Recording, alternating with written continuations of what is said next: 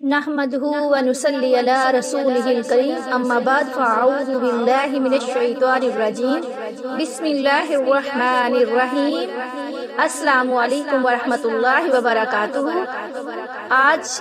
ہم بات کریں گے کہ اگر کسی کے بدن پر کوئی ناسور نکل آئے یا کوئی ایسے داغ دبے بن گئے ہوں جو کہ ختم نہ ہو رہے ہوں تو اس کے لیے ہم کیا کریں۔ تو اس کے لیے یہ کرنا چاہیے کہ ایک بندہ وضو کر کے قبلہ رخ بیٹھ جائے اور جو دوائیں وہ استعمال کر رہا ہے یا کریم استعمال کر رہا ہے اپنے زخموں پہ لگانے کے لیے، اپنے داغوں پہ لگانے کے لیے، تو اس کو اپنے پاس رکھ لے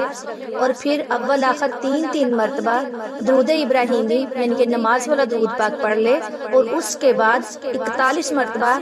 قرآن پاک میں یہ جو آیت ہے یہ پڑھ کر اس دوا پر پھونک لے، اس کے داغ دبے دور ہو جائیں گے انشاءاللہ تعالی۔ تو آیت